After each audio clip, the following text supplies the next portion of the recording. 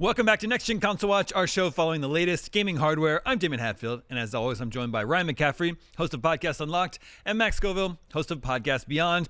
And we're in a new year with a whole new slate of upcoming games to look forward to. But what are the 2026 games that will be the most visually impressive? Which games will push the PlayStation 5, the Xbox Series X, and all but the highest-end PCs to their limits? January is a little quiet, but things start going in February with Resident Evil Requiem. Got a new trailer out of CES this week showcasing its 4K path tracing and NVIDIA DLSS4. Shows a crowded urban area with cars driving by, rain, pedestrians walking past Claire. There's also really nice lighting in dark indoor areas. Now, not everyone loves the idea of a crowded urban environment in a Resident Evil game, but you have to admit, looks very impressive. Max, what did you think? No, definitely. I'm really curious. I was pretty skeptical about this game when all we were seeing was claustrophobic hallways and, Grace dodging this big creature. And then, they announced Leon and I got really excited because I realized how much I like Leon. The hair physics are great. He looks good. That hair looks good. So does the stubble. But yeah, no, the big open environment. I know some people are kind of skeptical about how the RE engine handles that, but I'm interested to see what the developers do with it. And they've said it's going to be kind of a 50-50 mix of, pure survival horror and the more action-oriented stuff that we're, accustomed to from some of the series. And I don't know. I feel like the action stuff is better suited to larger scale environments. What does that look like on a big, busy city street? I'm dying to check that out. My one sort of caveat for how this all comes together is this is coming to Switch 2 as well. So yeah, pushing the boundaries of the other two current gen consoles. Not too worried about that. Obviously, high-end PCs have no trouble at all with this kind of stuff. But if the developers have to accommodate the Switch 2, what does that mean for bigger environments like this? Mm-hmm. What does this mean for sequences that rely heavily on a whole bunch of lighting and a bunch of stuff just happening in the environment? But it'll definitely look good. Yeah, Capcom goes all out with its Resident Evil games. The Resident Evil 2 remake opened with probably the most delicious looking cheeseburger I've ever seen in a video game. Ryan, are you looking forward to Resident Evil Requiem? Most definitely. And Capcom, to their credit, they have quietly been cooking on the tech front, speaking of burgers, for quite a while. Like if you go back to the 360 PS3 generation, when they rolled out their MT Framework in-house engine that Lost Planet used, RE5 used. Obviously, they've since moved on. You guys talked about the RE engine now, but like they kind of, I feel like are a little bit unheralded with how good their tech tends to be. So yeah, I have no doubt that Resident Evil Requiem is going to be quite the looker in just a couple months here. Not even that. Yeah, just right around the corner, February 27th. That one is out. Don't have to wait too long for that. And then I think the following month, finally, after 6 years, Crimson Desert should finally be coming out. This is a follow-up to Black Desert Online, which was an MMO, but this is not an MMO. It's more of an open-world action-adventure game, I think sort of along the lines of The Witcher. This is something that, the Black Desert Online had a really impressive character creator, and I think the visuals for this game have had people excited ever since we first saw it all those years ago. Ryan, though, your previews editor here at IGN, we had a preview go up in October, wasn't super positive on this game, right? Well, yeah, we'll see on the gameplay front. That remains to be seen a little bit, but I can, from personal experience, attest to the tech side of it. Mm-hmm. I got a behind closed doors look at an engine demo of this running in real time right in front of me back at GDC, which is now, that's like almost a year ago. Yeah. It's like 10 and a half months ago. But it was incredibly impressive. And then I did get to play it for, granted, only like 15, 20 minutes in a short appointment at the Summer Game Fest event last June. So, and I can definitely say just in my hands, with the controller in my hands, it looks stunning. It is definitely one of the better looking games I've ever seen. And I think it definitely, on the tech side, on the visual side, earns its place on this list, and I'm curious what the final polished version of this game is going to look like. Yeah, even the footage that we see here, super impressive. Lots of particles, debris and leaves blowing in the wind. Lots of stuff going on. Max, is this something you have your eye on? Yeah, definitely. I don't really know where to look. As for how it's playing, it's worth noting that Pearl Abyss did have it playable at Gamescom this year, and Jada Griffin, who's a regular on Podcast Beyond, got a chance to play a good chunk of it. I want to say like 40 minutes, and it definitely sounds like a big, beefy, solid game with lots of stuff to learn, lots of systems, lots of stuff to explore. I'm just kind of fascinated because if you watch any given sequence for this game long enough, you almost lose track of the amount of different verbs, the different ways you can interact with it. Like you can transform into sort of a flying I don't know, wraith shaped thing to get around aerially. There are these big floating sort of sky castle type things that are reminiscent of, Tears of the Kingdom. You've obviously got big, huge, fantastical beasts. And again, it all looks just stunning. It's just gorgeous. I remember when Pearl Abyss first showed off Black Desert Online way back in, I think it was 2016, maybe 2017. They dropped that character creator video and it looked completely too good to be true. And I was fascinated by the idea of it, but I also wasn't particularly drawn to an MMO. And I was like, okay, well, if they do a big, single player open world type of thing, I'll check it out. And then they announced that in whenever 2020, whenever this was announced, and it's finally coming out and I am dying to check it out. Ironically, it doesn't involve character creation because you play as one, bespoke protagonist. That said, it does sound like Pearl Abyss has plans for sort of online post-game, like sort of a GTA Online component, and which would involve creating your own character and really getting to mess around in this sandbox. I double check me on that, but I believe that's the kind of tentative plan right now. This also gives me Dragon's Dogma vibes, a lot of the scenes that we're seeing here. Anyway, that's Crimson Desert, I believe, is out in March. Again, not too far away. And then in May, we get a game we've actually seen a lot of, I think. That's 007 First Light. It's from IO Interactive, the Hitman devs. They have their own Glacier engine. And I think the impressive things we've seen so far of this is some really nice facial animations coming up, especially with our hero, a young James Bond. We also know the PC version of this will have DLSS4 support with multi-frame generation, so it should have very high frame rates, even at 4K. The devs say they've implemented a never-before-seen volumetric fog and smoke system. So if that's true, we should have some really nice looking smoke and fog and some moody environments, and then that'll affect the explosions as well. And the environments here are physics-based, so objects and crates, they'll react realistically during shootouts and car chases. Ryan, I know you're excited for this one.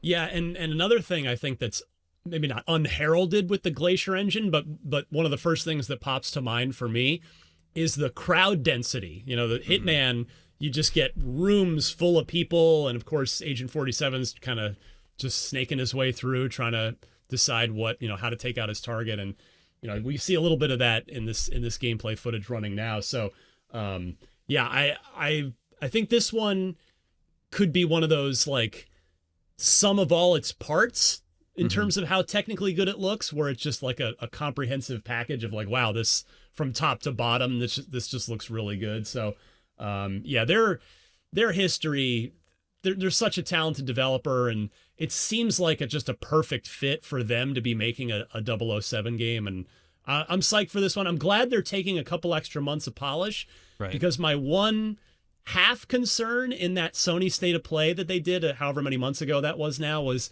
the frame rate looked pretty iffy at that point. So the fact that they went ahead and moved to May, since GTA moved out of May, I think we're just going to get we're clearly going to get a better game as a result. Yeah. We will be talking about GTA a little bit later in this video. But Ryan, we're also getting this year Forza Horizon 6. In this game, I don't think we've seen any gameplay. I think there's just a 1 minute long reveal trailer. But the pedigree of this franchise and of the developer, I think they've probably earned their spot as this is probably going to be one of the better looking games of the year, right? I mean, you said it. You said it better than I could. You're right. We haven't seen a moment of actual gameplay footage from this yet, but as you said, the Forza Tech engine that Playground Games and Turn 10 have been collectively honing for the past decade plus. Forza Horizon 5, IGN's Game of the Year for 2021, was one of the best games out at that time. And this one's obviously only going to look even better. And Japan is just such a gorgeous setting that, I think we're going to be drooling over the visuals on this one once we get some gameplay footage, which should be pretty soon, because Playground Games is confirmed to be at the Xbox Developer Direct later this month, and that means it could be Forza Horizon 6, could be Fable, could be both. They just said Playground. So I suspect that this one's out before Fable is. And so I think it's a pretty good odds that we will see our first Forza Horizon 6 footage here in just a week or so. I mean, speaking of Fable, that's probably also going to be a pretty impressive game coming this year, also from Playground. It runs on the Forza Tech engine, a modified version of that. Everything we've seen in the trailers, and I noticed some really good work with shadows. I don't know if this is the exact trailer, but the hero has a sword on her back, and when she walks, the sword is like realistically bouncing, and you can see underneath it has a shadow that's being projected very realistically on her back. So, yeah, Playground could have 2 games out this year, 2 really, really nice looking games, right? Yeah, I am a little skeptical of whether or not Fable makes this year, only because of GTA 6, right? I think clearly the plan, I mean, they had delayed it from 2024 from 2025 into 2026, and that was before GTA moved. So we'll see where Fable lands, but you're right. They might end up dropping both of these this year. And from the snippets of gameplay that we've seen, like we haven't seen proper, like, with the HUD on and actual just live, quote unquote, live gameplay. Mm-hmm. But from the stuff running in engine that we've seen, it's spectacular looking. I mean, we do know that Forza Tech, as used in Forza Horizon, creates these big, gorgeous open worlds. So apply that to a fantasy setting and turn the cars into people, and we could have a seriously good looking video game on our hands here. Yeah. The good thing about this is that, like, you don't have to make a RPG where the person is going 270 miles an hour and, have the environment keep up with that. But we've seen what they did with Forza Horizon 5. And I just want to point out, Forza Horizon 5 was an Xbox One game. Yep. Yeah. Good point. That arrived on the Series X, and it's incredible in spite of this. And I'm dying to see what they do with Horizon 6. I feel like even more curious than I am than Fable. I mean, Fable is going to be really interesting. They've shown way more of it, I guess. But again, I'm with Ryan on this. I'm skeptical until I see something that looks more like an actual video game and less like cutscenes. Well, Max, on the PlayStation side, we'll be getting Wolverine from Insomniac. Insomniac makes very good-looking games. I think Ratchet and Clank Rift Apart is still one of, if not the best-looking PS5 game. Some might say they're the best at what they do. Some might say that's actually true. We know they use ray tracing. I like they said in their sort of reveal trailer for Wolverine, they said they've got new blood tech. They've developed new blood tech for Wolverine to slash and stab his way through his enemies. So that's very exciting to me. What do you think about the load times to expect on Wolverine? That's kind of one of the big selling points of the PS5.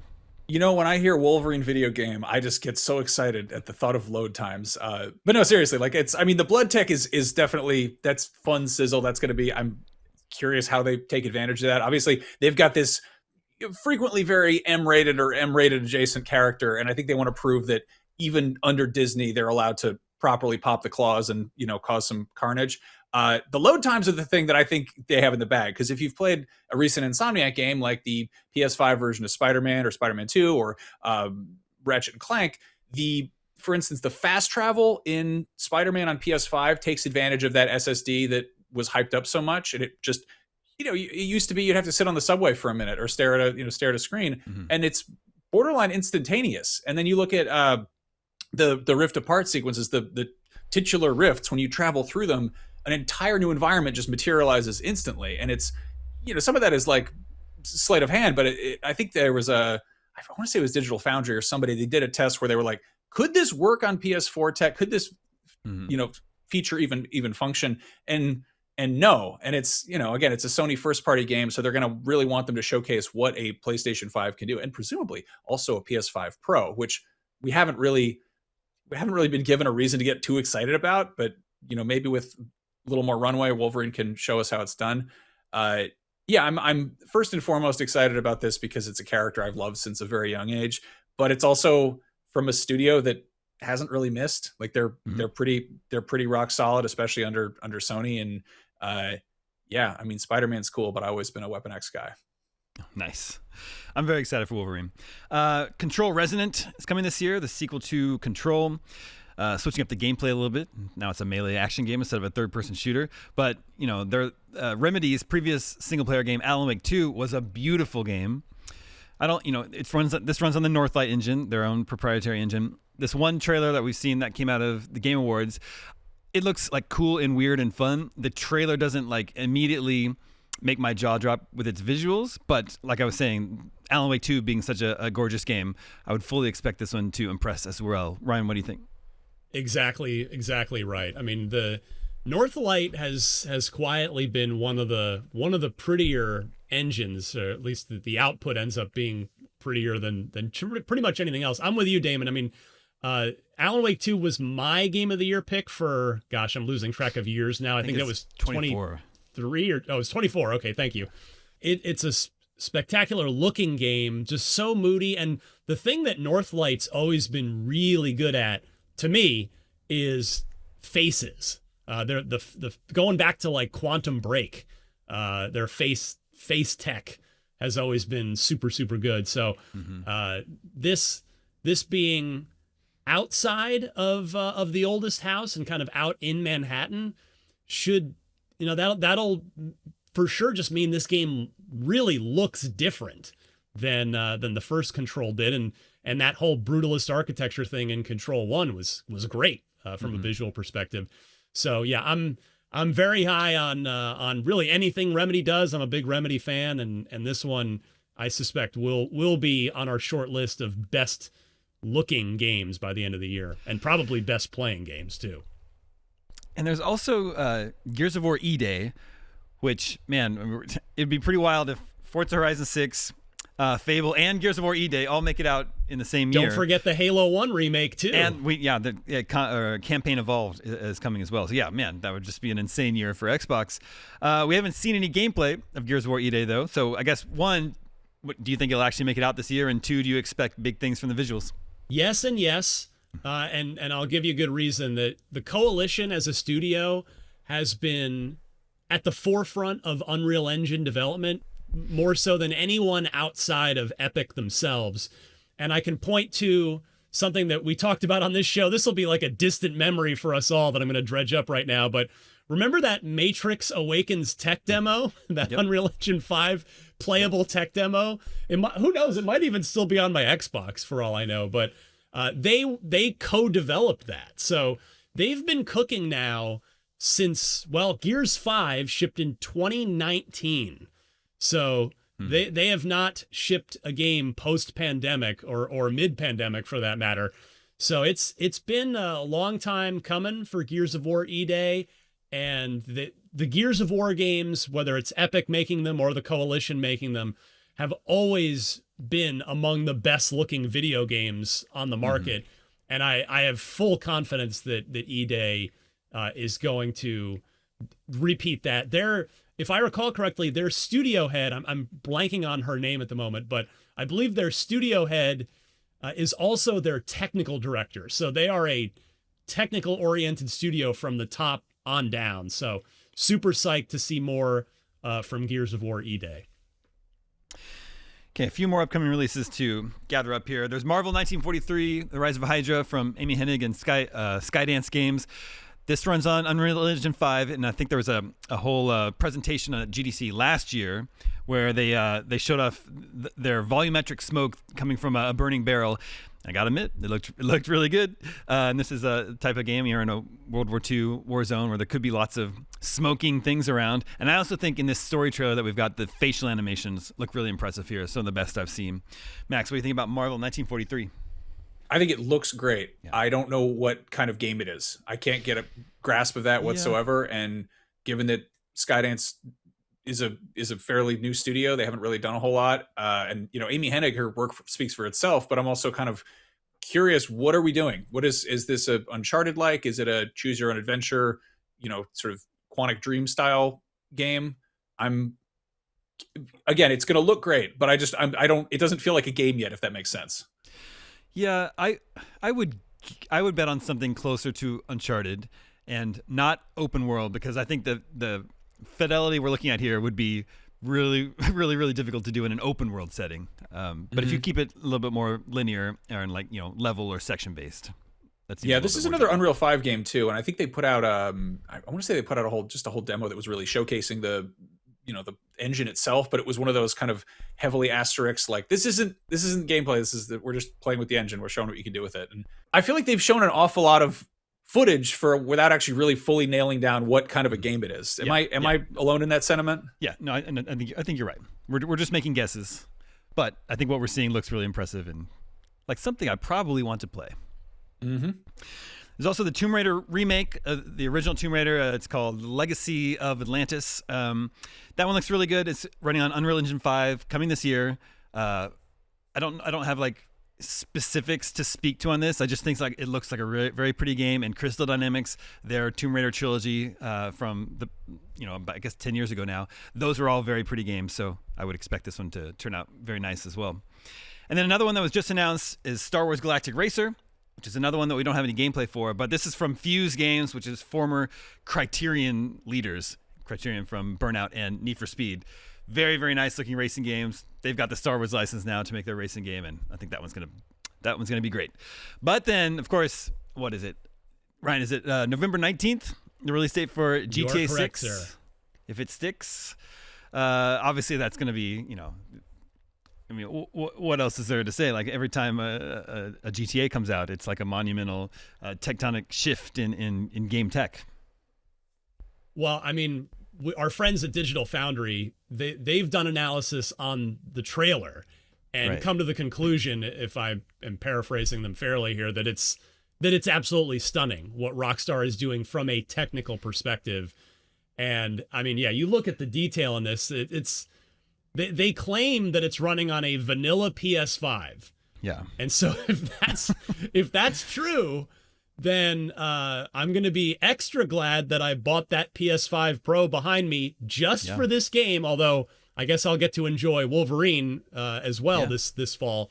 But this, and then when it comes to PC, probably 12 to 18 months later, it's going to do all kinds of crazy stuff with whatever the top of the line hardware is at that time, I'm sure. But yeah, I mean, the thing about Rockstar is they somehow, from a technological perspective, have done a good job over the years, particularly from the 360, from GTA 4 onwards.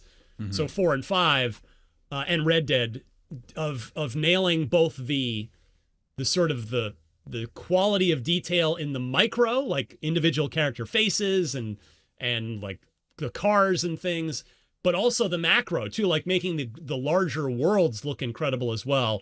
Because a lot of games can do kind of one or the other, but maybe not both. And I can't wait to have this running in front of me to see what it actually looks like on, in my case, a PS5 Pro.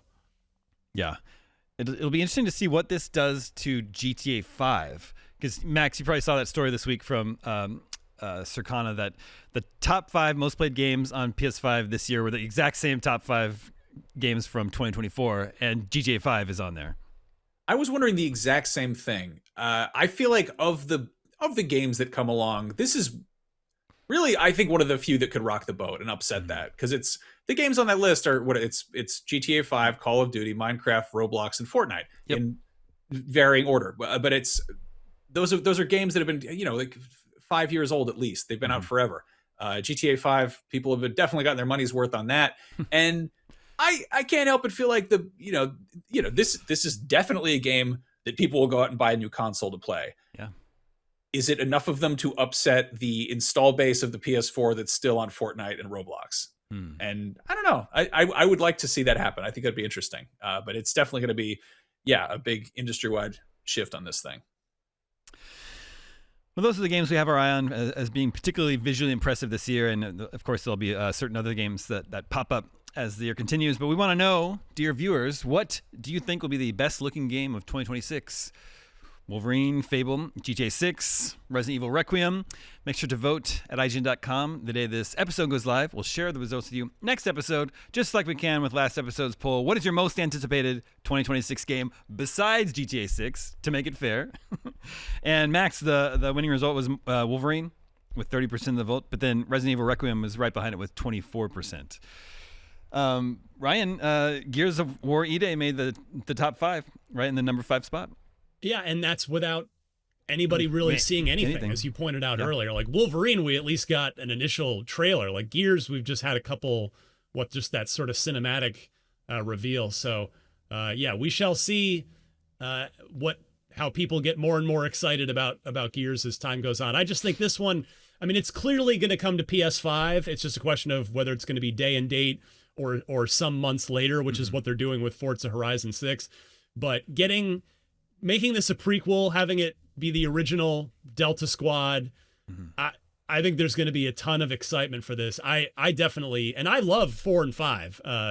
Not everybody, the Xbox community is a little divided on 4 and 5, but I really love them both. But E-Day, I think, man, I'm more excited for E-Day than I am probably for any Gears game since 3. Well, you're not the only one. Okay, right now at Humble, you can get Humble Choice for just $14.99 and score a curated bundle of PC games for January, including Sonic Frontiers, Tomb Raiders 4 through 6 Remastered, Hunt Showdown 1896, Etrian Odyssey 2 HD, Nice Day for Fishing, Metal Slug Tactics, Settlement Survival, and Wizard of Legend 2. This month's choice is available through February 3rd, so head to humblebundle.com and start playing today. And that's our show. Thank you to both Max and Ryan. Thank you to everyone working behind the scenes to make this show possible. My name is Damon. We'll be back next week with more of the latest gaming hardware. We'll see you then.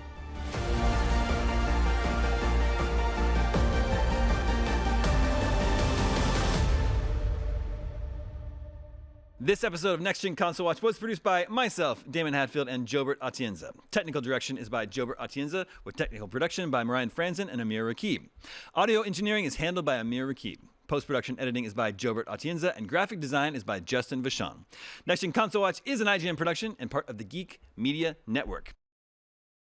I've got the list in front of me. Interestingly, for as ubiquitous as Unreal Engine seems, only 3 of these 12 games on our list are Unreal Engine 5. Yeah. The rest are there's a lot of proprietary engines on this list. I guess Star Wars, Tomb Raider and Control, and Gears. Gears. Tomb Raider is Unreal Engine 5, Gears is Unreal Engine 5, and Marvel 1943 as well. Marvel, thank you. Yeah. Oh, right, yeah. And I guess we don't know about Star Wars Galactic Racer. That's good for the industry, I think, if there's that many. It's not like so ubiquitously Unreal.